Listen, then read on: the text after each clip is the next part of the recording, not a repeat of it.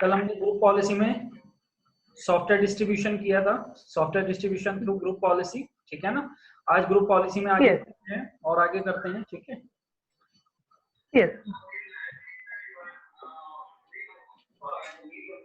Domain controller server machine से हम log in हुए, तो और पॉलिसीज देखते हैं कौन कौन सी हैं। सर्वर मैनेजर,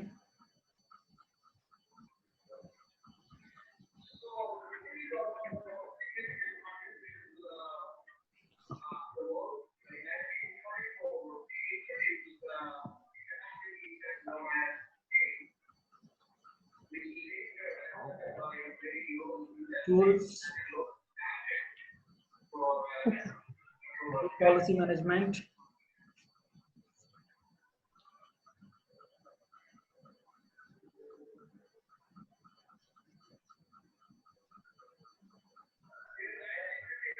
हेडिंग डालो पासवर्ड पॉलिसीज, पासवर्ड पॉलिसीज।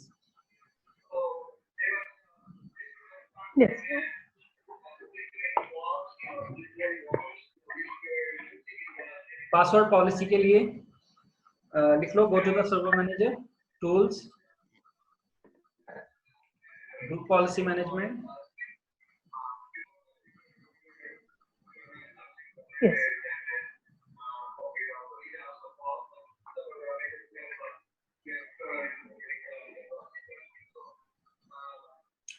इसके अंदर आपका extend forest, extend domains, extend domain name,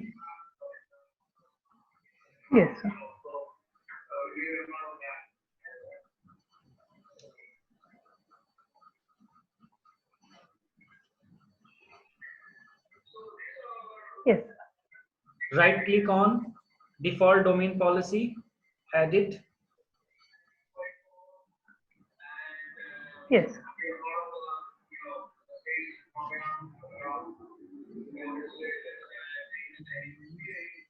computer configuration में जाएंगे, computer configuration,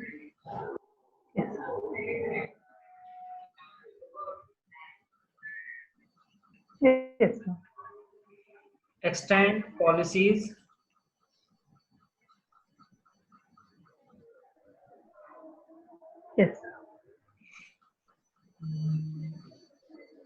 extend Windows setting,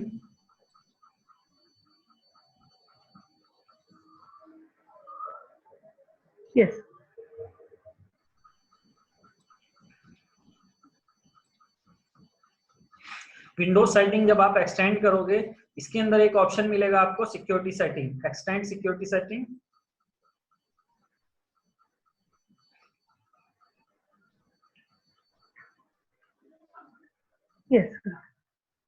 security setting के अंदर ऑप्शन मिलेगा आपको अकाउंट पॉलिसी, तो एक्सटेंड अकाउंट पॉलिसी,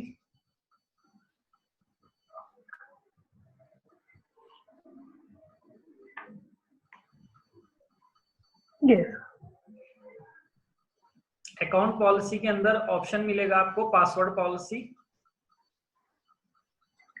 क्लिक करना है पासवर्ड पॉलिसी पे या सिलेक्ट करना है, सिलेक्ट पासवर्ड पॉलिसी। देखो इसके अंदर पासवर्ड के कुछ ऑप्शंस आएंगे, ये डिफॉल्ट ऑप्शंस हैं। जैसे पहला ऑप्शन क्या है, enforce password history. Password history मतलब जो यूजर को जब आप पासवर्ड देते हो, अगर पासवर्ड आप बार बार चेंज कर रहे हो तो ये अपनी हिस्ट्री में जो प्रीवियस आपने पासवर्ड डाले हैं, कितने पासवर्ड को ये स्टोर करेगा अपने पास, लास्ट 24 पासवर्ड को ये याद रखेगा, ठीक है ना।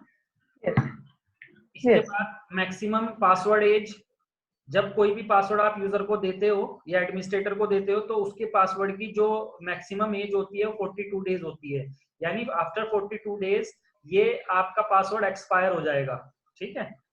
तो इसे आप कम और ज्यादा भी कर सकते हो, पासवर्ड एज को मिनिमम 1 डेज पे ला सकते हो आप, और मैक्सिमम 999 डेज जा सकता है। एक्सप्लेन में मैं दिखा दूं आपको, मिनिमम 0 डेज पे जाएगा ये, और मैक्सिमम 999 डेज। तो जो टाइमर को इसमें डेज रहेंगे 1 से लेकर 999 डेज तक रहते हैं, आप कुछ भी दे सकते हो चेंज हम करके देखेंगे अभी। जस्ट अभी मैं समझा रहा हूँ आपको, ठीक है। मिनिमम पासवर्ड 1 डेज होती है, मैक्सिमम 999 डेज होती है, डिफॉल्ट 42 डेज होती है। पासवर्ड लेंथ यानी कितने करेक्टर होंगे पासवर्ड में, डिफॉल्ट जो है वो 7 करेक्टर होते हैं। जब आप यूजर को, डोमेन यूजर को पासवर्ड देते हो तो डिफॉल्ट 7 करेक्टर होते हैं। Password must be complexity required, यानी कि जो हम पासवर्ड देते हैं डोमेन के यूजर को वो कॉम्प्लेक्स होना चाहिए, ठीक है ना, जिसके अंदर अल्फाबेट, डिजिट और स्पेशल करेक्टर तीनों यूज, क्योंकि ये इनेबल है ऑप्शन, कॉम्प्लेक्स ऑप्शन है, इसीलिए आपका पासवर्ड कॉम्प्लेक्स होना चाहिए, मिनिमम 7 करेक्टर होने चाहिए। अगर मैं इसे डिसेबल कर देता हूं तो फिर मैं नॉर्मल पासवर्ड भी दे सकता हूं, जैसे 1 2 3 4 5 7 या ABCDEFGH, है ना, इस तरीके से। तो अभी कॉम्प्लेक्स इसका ऑन है, इसलिए हम ये वाला पासवर्ड जो है कॉम्प्लेक्स पासवर्ड चलेगा इसमें। तो ये चेंज करके देखेंगे। आप एक काम करो, ये चीजें लिख लो सारी, साथ लिख लो, आगे ब्रैकेट में लिख लेना। जैसे ये मैक्सिमम पासवर्ड एज है ना, डिफॉल्ट तो 42 डेज, इसके आगे ब्रैकेट में maximum 999 days.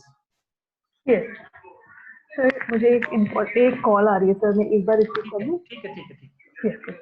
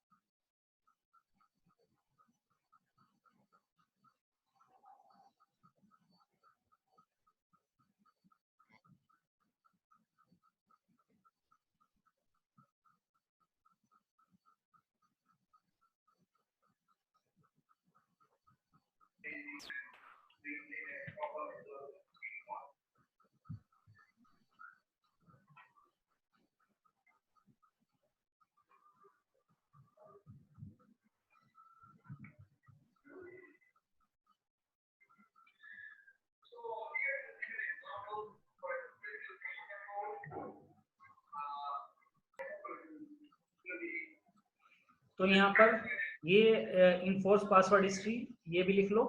Maximum password age default 42 days, इसके आगे ब्रैकेट में लिख लेना मैक्सिमम 999 डेज आप दे सकते हो, है ना। ये पांचों ऑप्शन लिख लो जरा। लिख ली सर। ठीक है, लिख लो आप, ठीक है।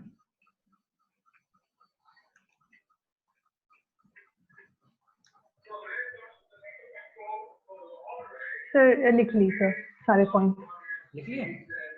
Yes sir. ठीक, तो देखो चेंज करके देख लेते हैं। क्या चेंज करोगे बताओ? 2 चीजों में चेंज करके देख लेते हैं। एक तो करेक्टर, इसका 7 करेक्टर की बजाय 3 करेक्टर कर सकते हैं, कर देते हैं हम, ठीक है ना। Apply, okay. यानी डिफॉल्ट 7 करेक्टर थे, मैंने 3 करेक्टर कर दिया। मैक्सिमम कितने करेक्टर का पासवर्ड रख सकते हो आप? 15 करेक्टर का। Okay sir. 14 character, 1 to 14 character रख सकते हो। 14 करेक्टर का आप पासवर्ड रख सकते हो मैक्सिमम, ठीक है। डिफॉल्ट 7 करेक्टर, मिनिमम 0 करेक्टर रख सकते हो आप। यानी बिना पासवर्ड, बिना करेक्टर के भी रख सकते हो, बिना पासवर्ड के कोई कोड के। पासवर्ड कॉम्प्लेक्सिटी कौन कर देते हैं? डिसेबल। ठीक है, तो इन दोनों का आउटपुट देख लेते हैं। चेंज करने के बाद अपडेट कर लो इसे।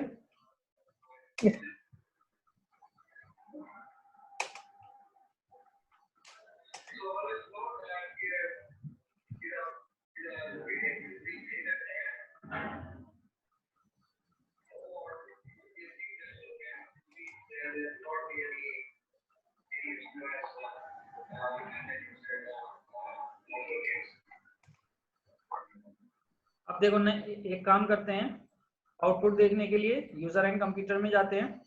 हमने दो चीजें चेंज करी पासवर्ड में, कनेक्टर, 3 करेक्टर कर दिए और कॉम्प्लेक्सिटी को उसके डिसेबल कर दिया। तो अब यूजर बनाते हैं।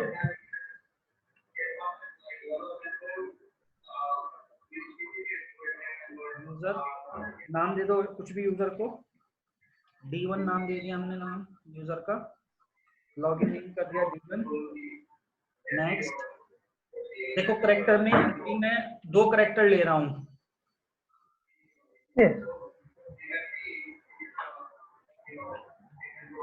नेक्स्ट करेंगे फिनिश, तो एरर दे देगा कि आप जो करेक्टर की रिक्वायरमेंट है, जो लेंथ है उसकी, वो आप उसे सही नहीं दे रहे हो। ठीक है, तो हम क्या करते हैं, 1 2 3 हमने पासवर्ड दिया है 1 2 3 1 2 3। ठीक है, एक्सेप्ट कर लिया। Yes sir. और कॉम्प्लेक्सिटी भी नहीं, यानी कॉम्प्लेक्स पासवर्ड का भी एरर नहीं दिया। Yes sir. है ना, क्योंकि हमने वो कॉम्प्लेक्स फीचर था इसका, उसे डिसेबल कर दिया है। ठीक है, अब हम वापस इस सर्विस को वैसे ही डिफॉल्ट कर देते हैं जो डिफॉल्ट थी है, और करेक्टर इसके कर देते हैं 7। अगर बिना पासवर्ड के डोमेन यूजर बनाने हैं तो इस करेक्टर को 0 कर दो आप। ठीक है, बिना पासवर्ड के बन जाएगा आपका। ओके।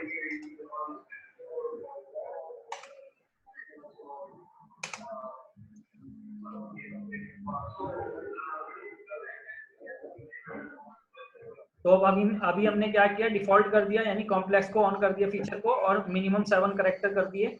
अब जाकर देखो, एक फिर से एक यूजर बनाते हैं, F1 नाम दे देते हैं यूजर को। पासवर्ड में हम रखते हैं 1 2 3, पहले वाला ही है ना, 1 2 3। चेक कर लेते हैं, एरर दे दिया। पासवर्ड कॉम्प्लेक्स होना चाहिए और आपका पासवर्ड की जो लेंथ है वो आपकी मिनिमम 7 करेक्टर होनी चाहिए। एरर दे दिया उसने। ठीक है, यानी जो पहले डिफॉल्ट था MIS@123, यानी कॉम्प्लेक्स, अल्फाबेट, डिजिट और स्पेशल करेक्टर तीनों आ गए। ठीक है, और मिनिमम 7 करेक्टर आ गए हमारे, MIS@123, 7 करेक्टर। ठीक है, अब एक्सेप्ट कर लिया। क्लियर है ये चीज, ये समझ गए? यस सर, क्लियर है सर। नहीं सर। चलो ठीक। इसमें अकाउंट पॉलिसी के अंदर ही एक ऑप्शन और मिलेगा आपको, account lockout policy. Password policy के अकाउंट लॉकआउट पॉलिसी, ये भी लिख लो जरा, फिर से समझाता हूं मैं आपको। ठीक है, अकाउंट लॉकआउट पॉलिसी लिखो, और इधर ये 3 ऑप्शन है, इन तीनों ऑप्शन को लिख लेना। Account lockout position, account lockout threshold, reset account lockout counter after.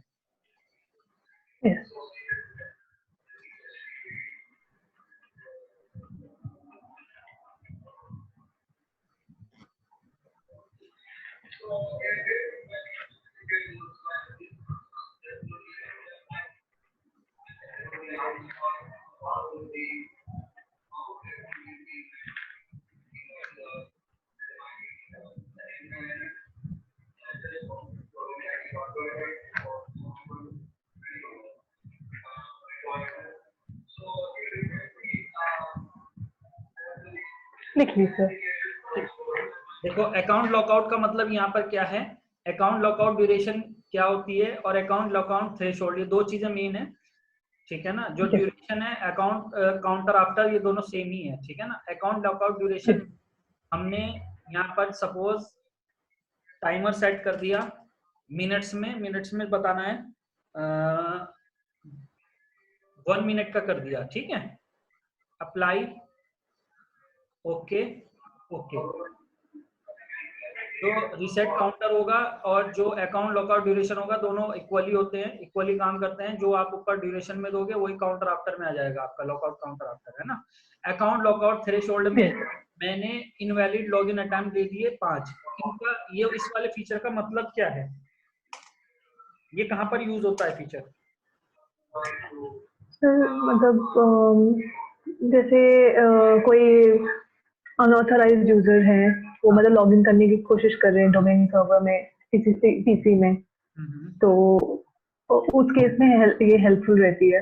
हाँ देखो, जैसे सही कहा आपने, जैसे हमारा डोमेन के यूजर हैं, ठीक है ना, डोमेन के यूजर जाकर किसी क्लाइंट मशीन से लॉगिन कर रहे हैं, बट कोई अननोन पर्सन है, उसे यूजर का नाम तो पता है बट पासवर्ड नहीं पता, ठीक है ना। Yes sir. तो जब वो पासवर्ड डालता है, जैसे ह्यूमन यूजर से हम लॉगिन हो रहे हैं, अब उसे पासवर्ड तो पता नहीं, तो पासवर्ड नहीं पता तो वो क्या करेगा, बार बार गलत पासवर्ड डालेगा, यानी गैस कर करके डालेगा कि ये होगा 1 2 3 5 5 6 7 8 एग्जाम्पल, है ना। तो ये क्या है, वो जितनी बार पासवर्ड डाल के एंटर करेगा, तो ये क्या है, इनवैलिड अटेम्प्ट है ये, जितनी बार भी वो गलत डाल के एंटर कर रहा है पासवर्ड, ठीक है ना, इसे बोलते हैं इनवैलिड अटेम्प्ट। तो लॉगिन इनवैलिड अटेम्प्ट, तो लॉगिन इनवैलिड अटेम्प्ट में हमने कितना कितना दे रखा है उसे, 5, यानी वो 5 बार लॉगिन इनवैलिड अटेम्प्ट कर सकता है, 5 बार, 5 टाइम्स। जब 5 बार उसके कंप्लीट हो जाएंगे इनवैलिड अटेम्प्ट, उसके बाद क्या होगा, ये विंडो थोड़ी देर के लिए हैंग हो जाएगी, ठीक है ना। अब वो जो हैंग होने की ड्यूरेशन है वो कितनी सेट की हमने, 1 मिनट, ठीक है ना। यानी वो ड्यूरेशन क्या रहेगी, 1 मिनट, और इनवैलिड अटेम्प्ट रहेंगे 5, यानी 5 बार वो गलत पासवर्ड डाल सकता है। अगर आप हैंगिंग ड्यूरेशन को आप 5 मिनट कर देते हो और इनवैलिड अटेम्प्ट को 1 कर देते हो, तो एक बार ही इनवैलिड अटेम्प्ट कर कर वो 5 मिनट के लिए हैंग हो जाएगा, ठीक है ना। यानी ये इनवैलिड अटेम्प्ट उसके हिसाब से चलेंगे जो आपने अकाउंट पॉलिसी अपडेट की है, ठीक है। अब जैसे हमने 5 की डाल के देख लेते हैं गलत।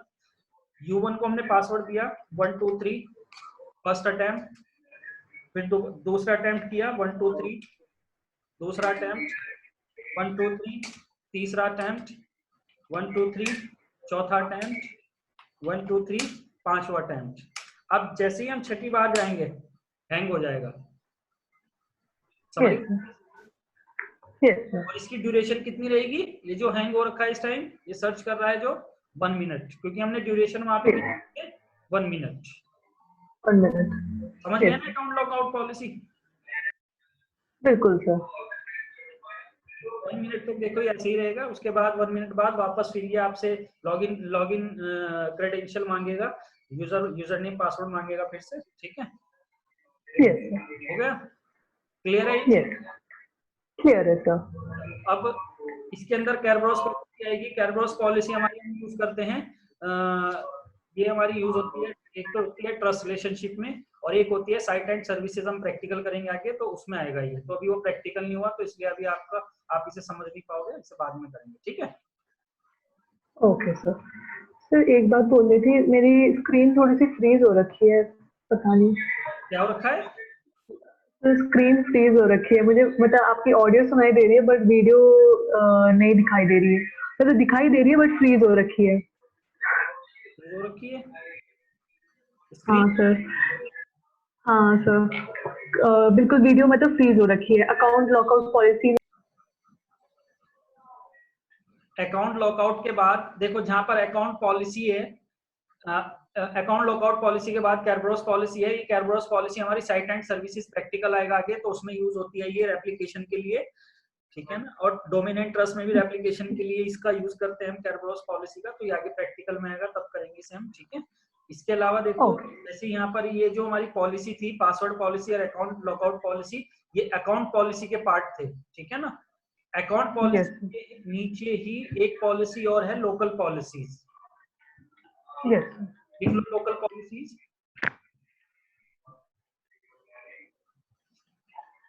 ये लिख तो लिए थे ना आपने अकाउंट लॉकआउट पॉलिसी के ये ऑप्शन, यस यस सर, लिख लिया थे सर।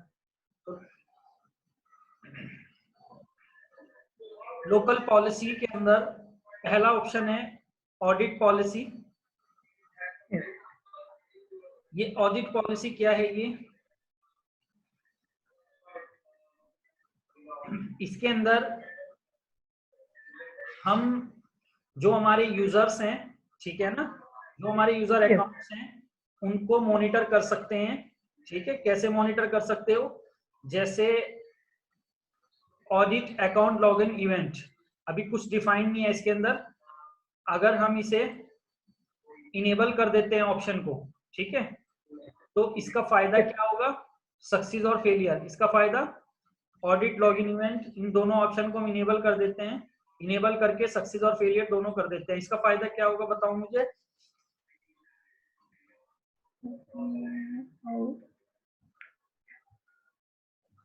सर मतलब जब भी कोई भी ऑथराइज्ड यूजर लॉगिन करेंगे तब सक्सेस होगी, और नहीं, अगर मतलब नहीं, जैसे कोई डोमेन यूजर है, ठीक है ना, विंडोज सर्वर, विंडोज सर्वर के अंदर जब आप टूल्स में जाते हो तो टूल्स में ही एक ऑप्शन आपको और मिलेगा, यहाँ पर इवेंट व्यूअर आ रहा है ना सर।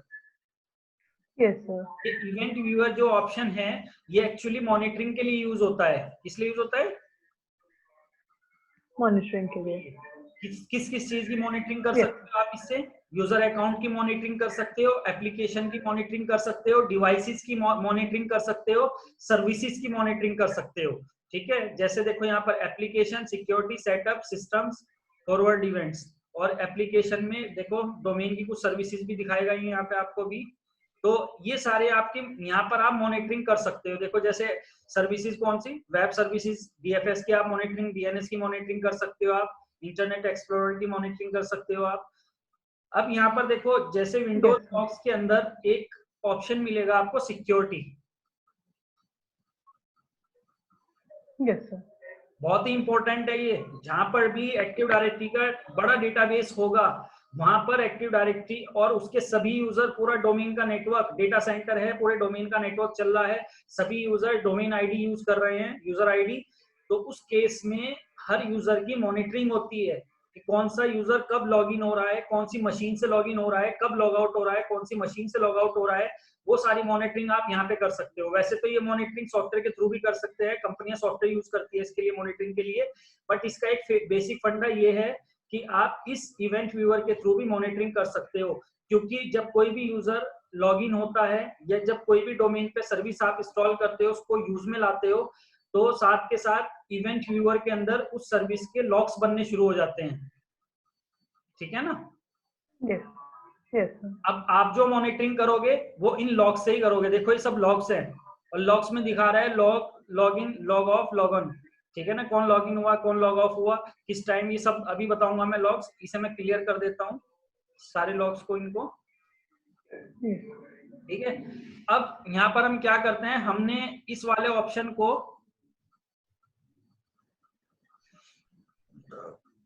बाय डिफॉल्ट ये अनसेलेक्टेड रहता है, यानी हमने इसे इनेबल कर दिया,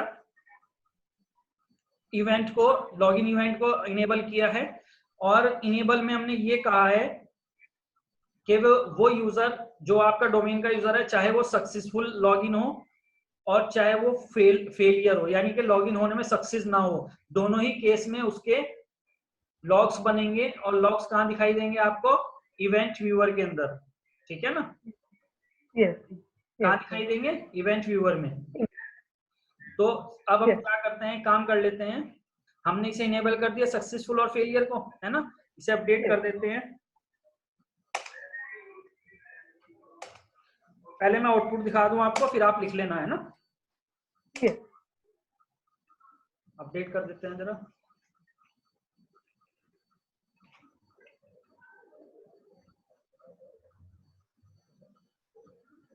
अपडेट करने के बाद अब आप क्लाइंट मशीन पे जाओ। क्लाइंट मशीन पे जाने के बाद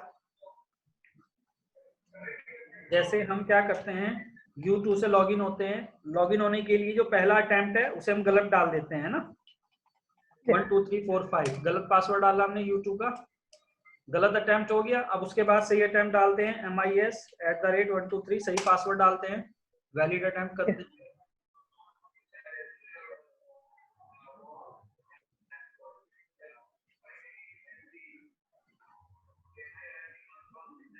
लॉगिन हो गया, ठीक है। yes, अब ये जाकर देखो उस इवेंट व्यूअर में देखेंगे मॉनिटरिंग के लिए, मॉनिटरिंग करेंगे हम इवेंट व्यूअर से। अब इवेंट व्यूअर में जाएंगे हम, कहाँ मिलेगा ये इवेंट व्यूअर ऑप्शन आपको? टूल्स के अंदर, ठीक है ना। विंडोज लॉक्स के अंदर आपको एक ऑप्शन मिलेगा सिक्योरिटी, सिक्योरिटी में जाओगे आप, इसे रिफ्रेश कर लो एक बार, ये बन गए लॉग्स, ठीक है।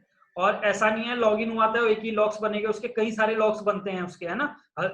यानी अगर एक दिन में 50 यूजर लॉगिन हो रहे हैं तो याद रखना हजारों लॉग्स बनेंगे। तो मॉनिटरिंग करना बहुत टिपिकल होता है इसके अंदर, क्योंकि इसमें एक एक फाइल को ओपन करके देखना पड़ता है कौन सा इवेंट्स, कौन सा लॉग्स किसका है।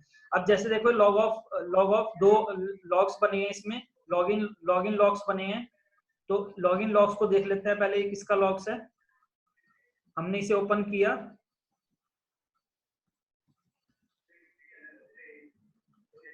DCMIS का दिखा रहा है, ये वाला था डोमेन का दिखा रहा है। लॉग्स में गए, ये वाला भी डोमेन का है।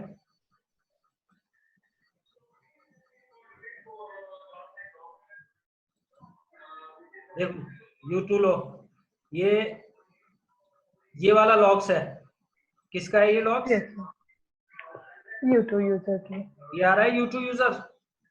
yes sir, टाइम और डेट भी दिखा रहा है, देखो यहाँ पे किस डेट में, yes sir, 21/4/2020 में 11:37 पे, यानी अभी 1 मिनट पहले ही लॉगिन हुआ है ये, yes sir, ठीक है ना। दिखा रहा है yes, ये, yes sir, इसमें आपको आईपी भी दिखाएगा जिस मशीन से लॉगिन है ये, 10.2 मशीन का आईपी है, 10.2 जहां से लॉगिन है ये, ठीक है। yes, समझ रहे हो कैसे हो रही मॉनिटरिंग, है ना।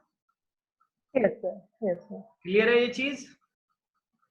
clear है sir, तो ये हमारा मॉनिटरिंग टूल है। इवेंट व्यूअर क्या है हमारा? ये मॉनिटरिंग टूल है जो हमें टूल्स के अंदर मिलता है। लेकिन इसका यूज कब आता है? जब आप ग्रुप पॉलिसी के अंदर जाकर इसको इनेबल कर देते हो। डिपेंड करता है किस किस चीज के लिए आप लॉग्स बनाना चाह रहे हो। अगर ऑडिट अकाउंट मैनेजमेंट, यानी आप उसके यूजर के अकाउंट में कोई चेंजिंग कर रहे हो तो उसका भी लॉग्स आप चाहते हो, तो इसे भी इनेबल कर दो आप। समझ गए? yes, yes, तो उसके मैनेजमेंट में जब भी कोई चेंजिंग करोगे तो चेंजिंग करते ही उसकी भी एक वो बन जाएगी, अपडेट, ठीक है। चलो ये लिख लो, लोकल पॉलिसी के अंदर ऑडिट पॉलिसी लिखो और उसके अंदर ये ऑप्शन लिख लो, ऑडिट ऑब्जेक्ट एक्सेस। ऑब्जेक्ट यानी कि जैसे किसी भी ऑब्जेक्ट के अंदर आपने कोई यूजर बनाया, ठीक है ना। जैसे ओयू बनाया, कोई नया ओयू बनाया तो उसके भी लॉग्स चाहते हो कि जैसे ऑब्जेक्ट में कोई चेंजिंग कर रहे हो, नया ऑब्जेक्ट बना रहे हो, ऑब्जेक्ट रिमूव कर रहे हो, ऑब्जेक्ट के अंदर यूजर बना रहे हो, ओयू बना रहे हो, ग्रुप बना रहे हो, तो उसका भी अगर आपको लॉग्स देखने हैं तो उसको भी इनेबल कर दो यहाँ से, तो उसके भी लॉग्स बनने शुरू हो जाएंगे, ठीक है। yes, yes, तो जब बड़ा डेटाबेस सर्वर, बड़े सर्वर डेटाबेस की बात होती है डेटा सेंटर के, और पूरा नेटवर्क आपका डोमेन बेस हो, डोमेन आईडी यूज हो रही हो नेटवर्क के अंदर, तो उस केस में जो सर्वर इंजीनियर होता है मॉनिटरिंग के लिए सारे ऑप्शन को इनेबल रखता है ताकि वो मॉनिटरिंग कर सके। और मॉनिटरिंग कैसे करेगा वो? जब ये इनेबल कर देगा तो इवेंट व्यूअर के अंदर सारे लॉग्स आएंगे, यहाँ से मॉनिटरिंग करेगा, जैसे मैंने आपको दिखाया अभी, है ना। yes, यहाँ दिखा रहा है, देखो डिटेल में जाओगे तो डिटेल में पूरा दिखा देगा ये, जो जर्नल में दिखा रहा है। देखो ये वो SID होती है, जितने भी ऑब्जेक्ट के अंदर जो भी नई चीज बनाओगे उसे एक SID मिलती है। जैसे S100 से SID मिली, इसका SID का यूज आके बताऊंगा मैं। टारगेट यूजर U2 है, ठीक है ना। किस मशीन से लॉगिन हुआ है? 10.2 मशीन से लॉगिन हुआ है, ठीक है। तो ये हमारे लॉग्स हैं, इनसे मॉनिटरिंग होती है। yes, ये लिख लो फटाफट, है ना। yes, नॉट डिफाइंड होता है बाय डिफॉल्ट सारे ऑप्शन, आप इसे बस जाकर इनेबल करोगे, इनेबल करके सक्सेस और फेलियर दोनों के बना लोगे। यानी हम दोनों के लॉग्स चाहते हैं, अगर सक्सेसफुली लॉगिन करे तो भी, अगर वो सक्सेसफुल अटेम्प्ट ना कर पाए तो भी, दोनों में लॉग्स बनेंगे उसके।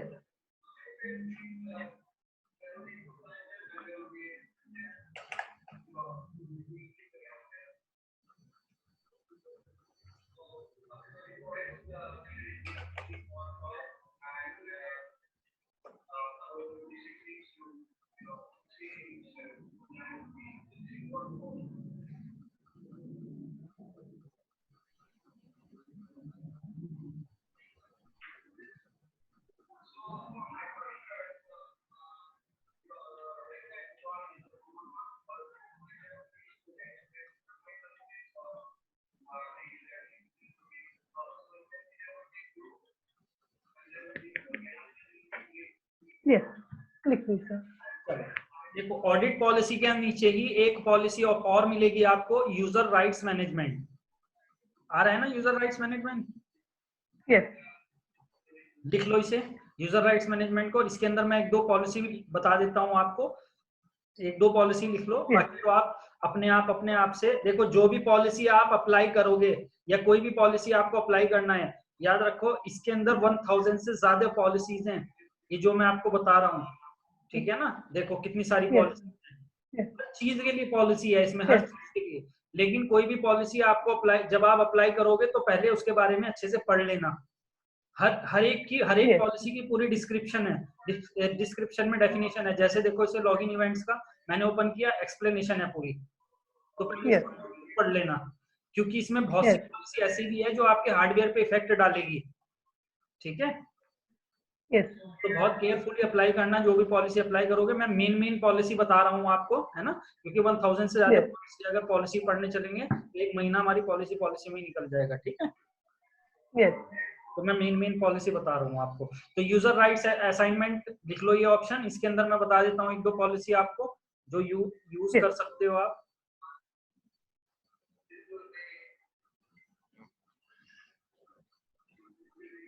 इसके अंदर आपको पॉलिसी मिलेगी,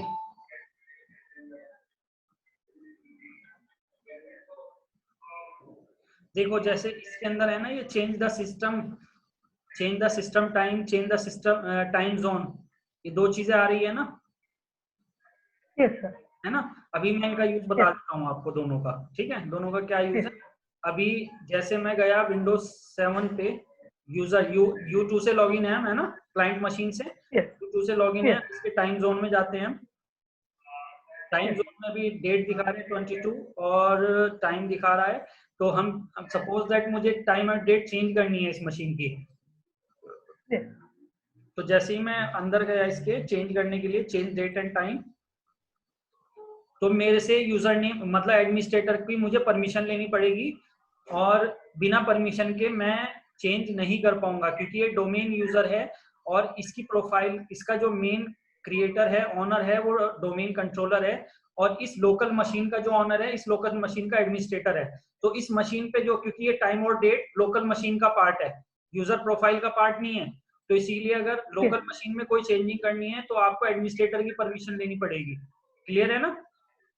yes, यहाँ पर हम क्या कर सकते हैं इसमें, ये जो ऑप्शन है दोनों, इन दोनों ऑप्शन को अगर मैं जैसे चेंज द सिस्टम टाइम, इसे मैं डिफाइन कर देता हूं, और यहां पर मैं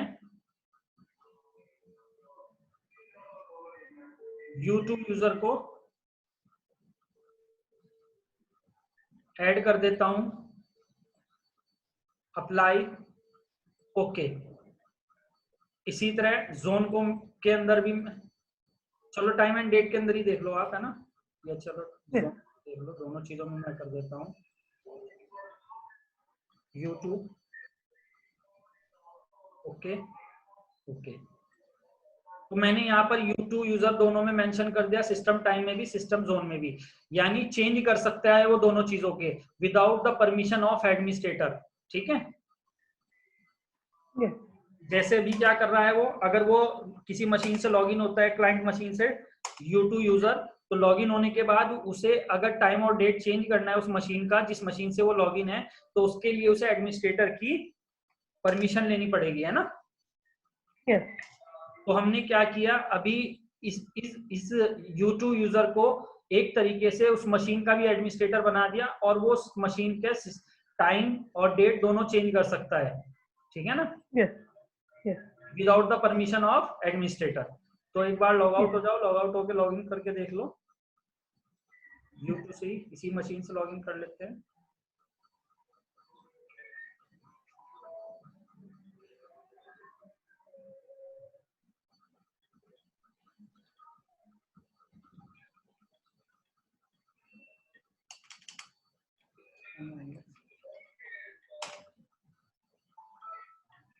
देखो अब चेंज करके देखते हैं।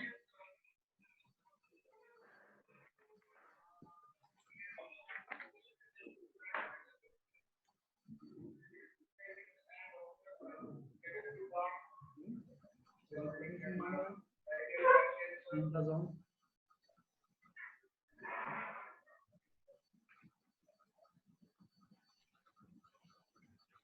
में तो मांग नहीं रहा है परमिशन, बट उसमें मांग रहा है। क्या क्या चक्कर है?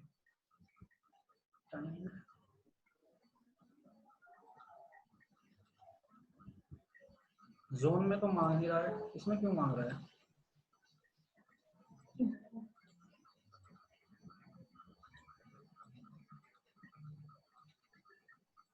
सिस्टम टाइम ये ना, ये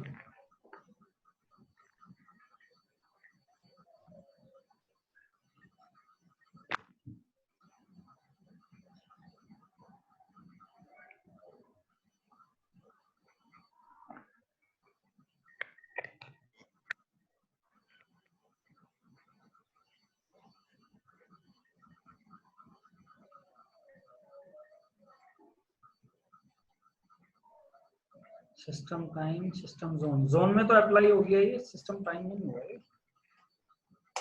और अपडेट कर लेते हैं।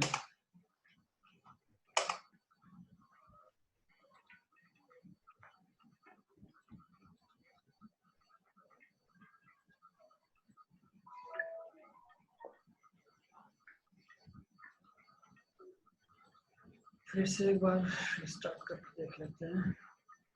ये बच्चों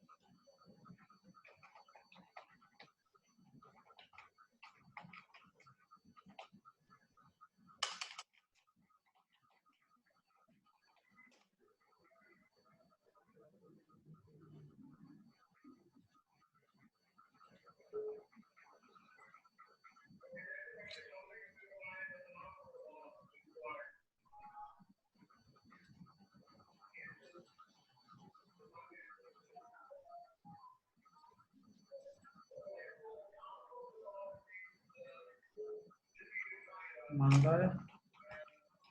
जोन वाली तो अप्लाई हो गई, बट टाइम वाली नहीं हो पा रही है ये। चलो हो जाएगी।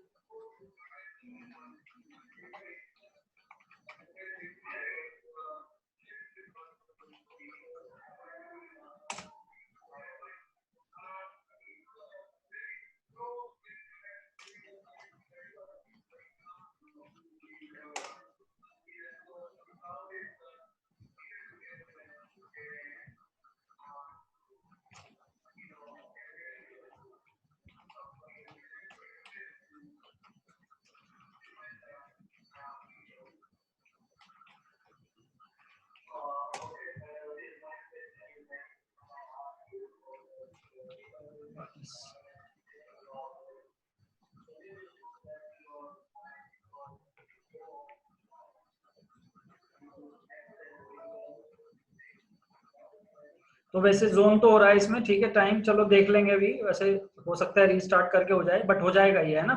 ये समझ गए ना दोनों ऑप्शन? Yes sir. चलो ये लिख लो ऑप्शन, ये दो लिख लो।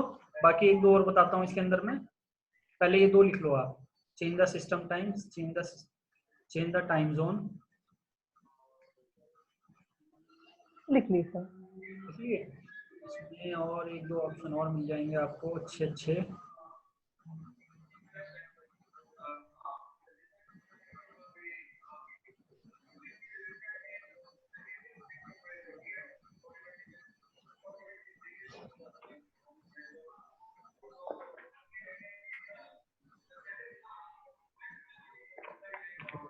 Shut down the system, shut down the system का देख लेते हैं। यस।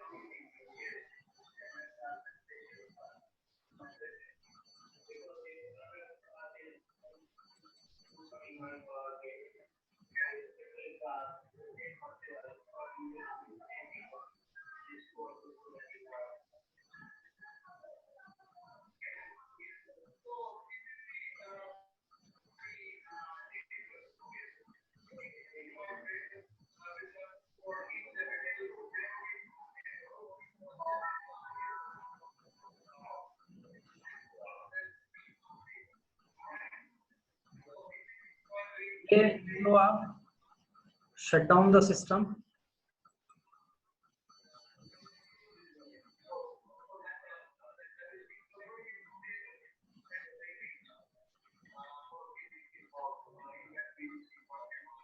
लिख लिया ये? यस, लिख लीजिए। शट डाउन द सिस्टम मतलब जो हमारा डोमेन यूजर है, जब वो किसी क्लाइंट मशीन से जाकर लॉगिन होगा, ठीक है ना, तो लॉगिन होने के बाद अगर उसे वो शट डाउन करेगा, शट डाउन करने से पहले भी उसे एडमिनिस्ट्रेटर की परमिशन होनी चाहिए, यानी वो सिर्फ लॉग आउट कर सकता है, रिस्टोर कर सकता है, इसमें ऑलरेडी उन यूजर को परमिशन मिली हुई है, इसलिए वो शट डाउन कर रहा है। बट इसका फंडा ये है, जब हमारा डोमेन यूजर कोई भी क्लाइंट मशीन से जाकर लॉगिन होता है तो उसे राइट्स नहीं होते उस मशीन को शट डाउन करने के।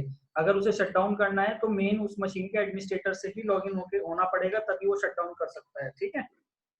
तो उसके लिए हम इस ऑप्शन का यूज करते हैं। इस ऑप्शन का एडवांटेजेस क्या है कि हम यूजर्स को परमिशन दे सकते हैं कि अगर वो जिस मशीन से, क्लाइंट मशीन से लॉगिन हो रहा है,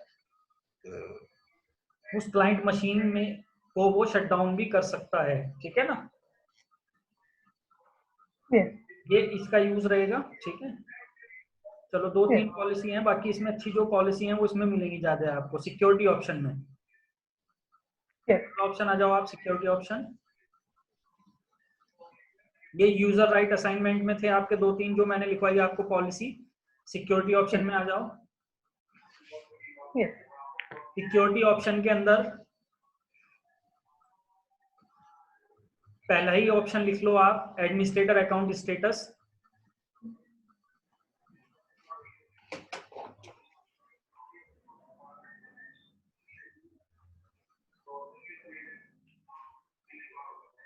यस,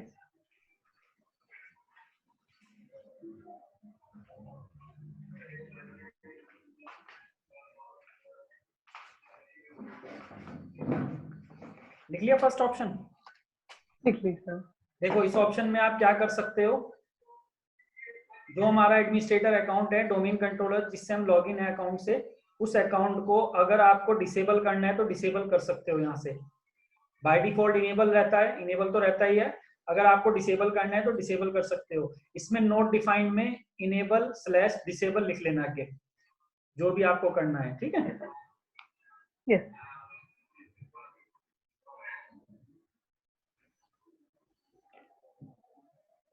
लिख लिया ये? लिख लीजिए। ठीक है। इसमें एक ऑप्शन और लिख लो, guest account status. Guest account तो आपको पता ही होगा, है ना, जब कोई भी मशीन आप इंस्टॉल करते हो तो 2 अकाउंट आपको बाय डिफॉल्ट मिलते हैं, एक एडमिनिस्ट्रेटर अकाउंट और दूसरा guest account. Guest account by default disable रहता है, अगर आप उसे इनेबल करना चाहते हो तो इनेबल कर सकते हो। अब आपका ये जो सर्वर मशीन है जिससे आप लॉगिन होता है एडमिनिस्ट्रेटर अकाउंट से, इसमें आपको एक अकाउंट और मिलेगा, गेस्ट अकाउंट, लॉगिन होने के लिए, ठीक है। तो गेस्ट अकाउंट स्टेटस के आगे भी इनेबल डिसेबल कर लेना, बाय डिफॉल्ट डिसेबल होता है ये।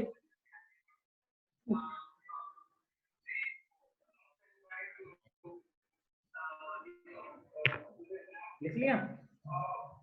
यस,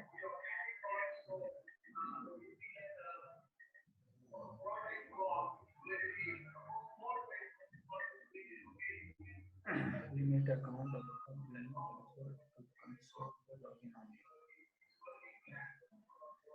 एक ये वाला ऑप्शन लिख लो, रीनेम एडमिनिस्ट्रेटर अकाउंट। आप एडमिनिस्ट्रेटर के नाम को रीनेम भी कर सकते हो यहाँ से, जैसे मैंने एडमिनिस्ट्रेटर की जगह यहाँ पर क्या कर दिया, एडमिन कर दिया खाली, ठीक है। तो अब मैं जो लॉगिन करूंगा वो एडमिन से लॉगिन करूंगा, यानी मेन अब मेरा अकाउंट का नाम क्या हो गया, एडमिन। ये सिर्फ यही हो सकता है, आप और कहीं नहीं कर सकते इसके नाम को रीनेम एडमिनिस्ट्रेटर के, ये सिर्फ यहीं से कर सकते हो। इनेबल डिसेबल भी सिर्फ यहीं से कर सकते हो पॉलिसी के अंदर जाकर, ठीक है। तो फिलहाल तो इसे हटा देते हैं।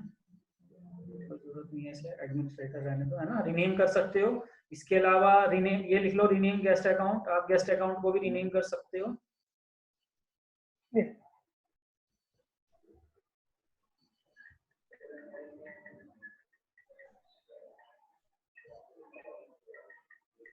इसके अलावा इसके अंदर आपको और भी 2-3 फीचर मिलेंगे अच्छे अच्छे।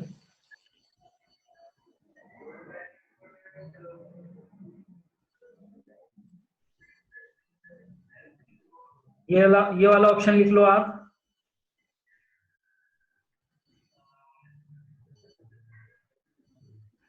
अगर आपके कंपनी में नेटवर्क प्रिंटर है, तो नेटवर्क प्रिंटर अगर आप चाहते हो किसी यूजर को, कि वो यूजर, कोई भी यूजर हमारा प्रिंटर के ड्राइवर को इंस्टॉल ना कर पाए या प्रिंटर को यूज ना कर पाए, क्योंकि प्रिंटर को यूज करने से पहले उसके ड्राइवर इंस्टॉल करने पड़ते हैं, तो आप इस फीचर को अगर इनेबल कर देते हो तो उसके बाद आपका वो प्रिंटर कोई भी डोमेन यूजर यूज नहीं कर पाएगा। ठीक है। Yes. Yes. ये वाला ऑप्शन लिख लो। एक उसी के नीचे लिख लो restrict CD ROM access to locally login user only. देखो, जो हमारे डोमेन यूजर हैं, डोमेन यूजर जब क्लाइंट मशीन पे जाते हैं, आप ये चाहते हो कि वो यूजर उस क्लाइंट मशीन के सीडी रोम को यूज ना कर पाए, तो आप उसमें इस ऑप्शन को जाके अगर इनेबल कर देते हो, तो इनेबल करने के बाद क्या होगा, वो यूजर उस मशीन के सीडी रोम को यूज नहीं कर पाएगा। ठीक है। और ना ही वो प्रिंटर इंस्टॉल कर पाएगा अगर इसे इनेबल कर दिया हमने। ठीक है। ये दोनों ऑप्शन लिखिए। Yes. लिख लीजिए। लिख लिया ना। Yes. इसके अलावा फिलहाल हटा देंगे, कोई दिक्कत नहीं है। छोटे छोटे ऑप्शन है तो। इसके अलावा आप आ जाओ नीचे।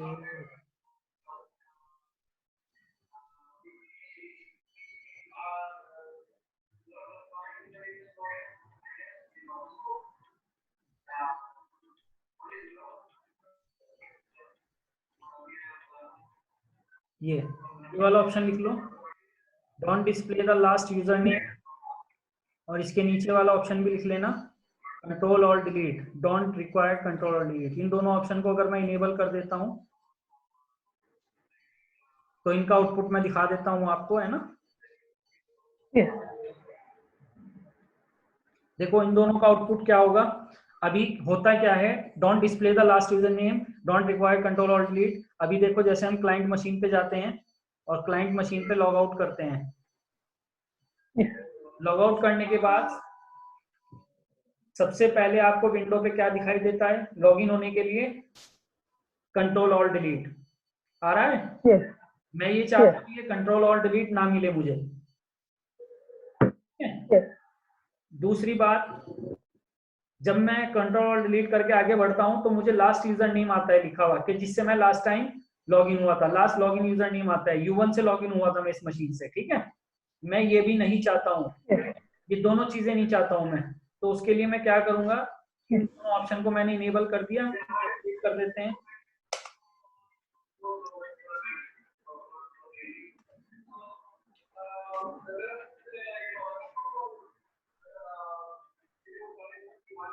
इनेबल करके अपडेट किया हमने। अपडेट करने के बाद अभी रुको, अपडेट होने दो, फिर जाते हैं हम।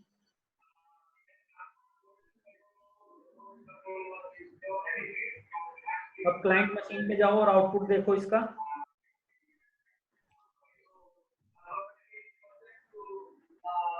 U1 से लॉगिन हुए, लॉगिन होने के बाद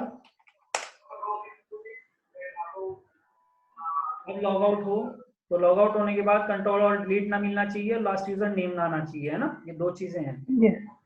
Yes.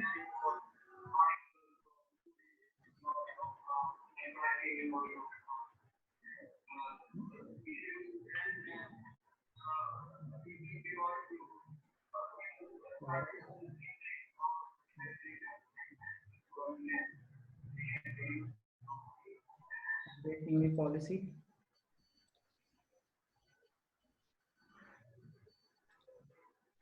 इसे अपडेट कर लेते हैं एक बार।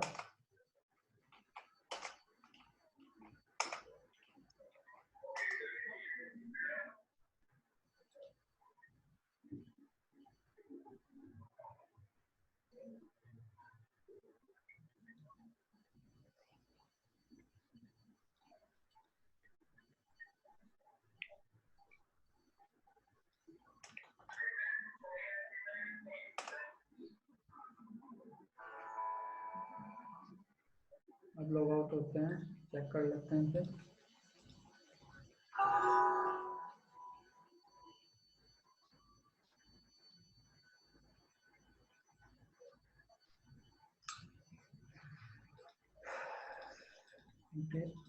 ऐसे ही इनेबल किया ना, डिसेबल करके देखते हैं।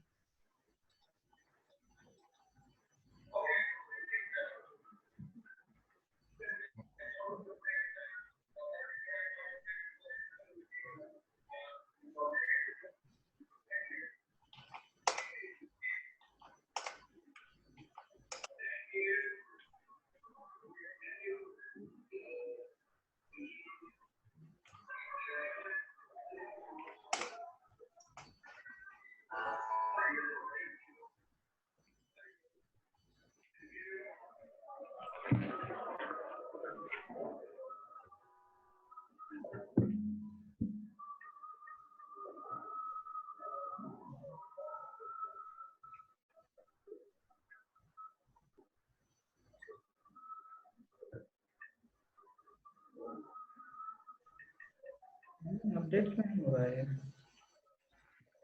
क्यों हो रहा है?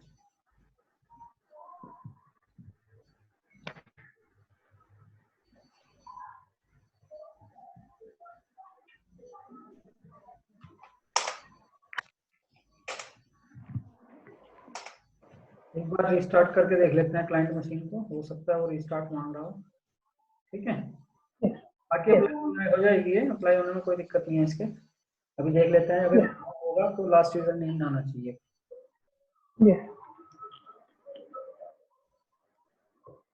समझ रहे हो ना ये पॉलिसी कितनी जरूरी है ना? Yes sir. हाँ, डिपेंड करता है आपकी रिक्वायरमेंट के ऊपर कंपनी की। जैसी कंपनी को रिक्वायरमेंट होगी उस हिसाब से आप पॉलिसी अप्लाई करोगे और पॉलिसी को यूज करोगे क्लाइंट जो हमारे डोमेन यूजर हैं उनके ऊपर। ठीक है, यस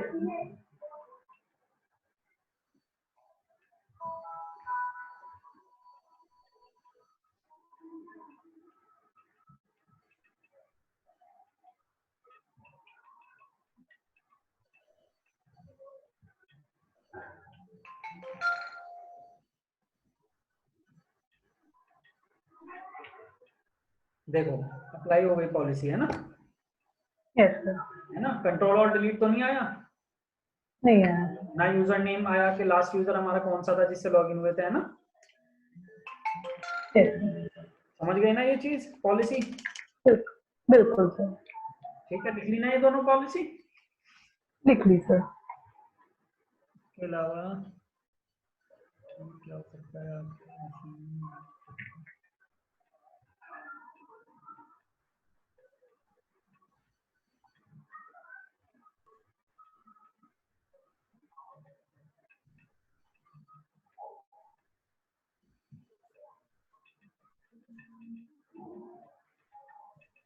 बहुत सारी पॉलिसीज है इसमें, मतलब जैसे रिक्वायरमेंट हो ऐसे यूज करो। चलो बाकी तो पढ़ लेना, इनमें पॉलिसीज ही है ना, जो आपको सही लगेगी वो यूज यस करना। ठीक है, चलो आगे बढ़ते हैं। ठीक है, ये इवेंट लॉग्स मैंने आपको बताई दिए, ठीक है ना? इवेंट्स व्यूअर का यूज यहाँ पे भी है, देखो system security yes log, system logs. तो यहाँ पे आप इसे इनेबल कर दो तो उसके अंदर लॉग्स बनने शुरू हो जाएंगे। इसके अलावा आप यूजर कॉन्फ़िगरेशन के अंदर आ जाओ। अभी हम किसके अंदर थे? ये कंप्यूटर कॉन्फ़िगरेशन में थे अभी हम, है ना? अभी कंप्यूटर यस कॉन्फ़िगरेशन के अंदर पढ़ी हमने ये पॉलिसीज। अब आ जाओ आप यूजर कॉन्फ़िगरेशन के अंदर। यूजर कॉन्फ़िगरेशन यस के अंदर पॉलिसी, पॉलिसी के अंदर देखो हमने सॉफ्टवेयर इंस्टॉल डिस्ट्रीब्यूशन तो कर लिया था हमने यूजर कॉन्फ़िगरेशन के थ्रू, है ना? यस बाकी इसके अंदर देखो सिक्योरिटी में तो है फोल्डर रिस्ट्रिक्शन, डेस्कटॉप,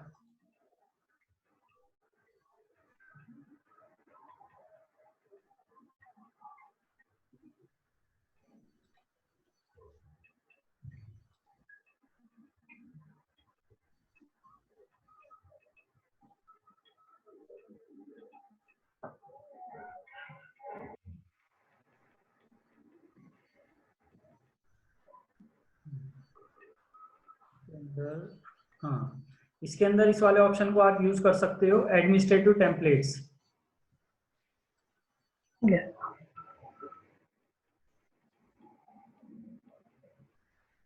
यानी पॉलिसी में आप जाओगे तो पॉलिसी में जो 3rd नंबर पे एक ऑप्शन आएगा, इस ऑप्शन का अच्छा यूज कर सकते हो आप,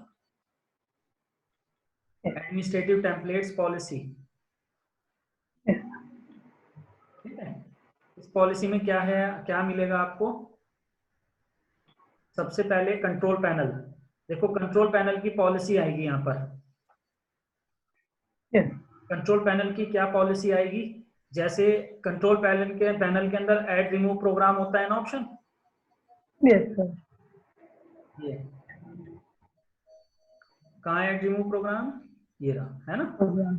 Yes, ऐड रिमूव प्रोग्राम के अंदर अब आपको यहाँ पर जितने भी ऑप्शन है, ये yes, ऐड रिमूव प्रोग्राम में जितने भी ऑप्शन है, अब देखो क्या क्या ऑप्शन है। जैसे specify default category for the add new program, hide the add program, CD-ROM floppy disk option, ये सारे ऑप्शन आपको control panel add remove program के अंदर मिलेंगे। ठीक है ना।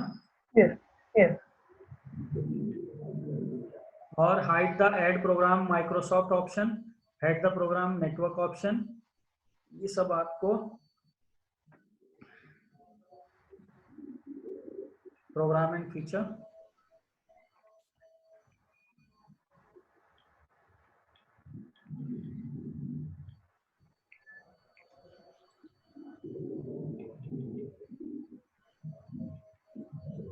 System and security, network and internet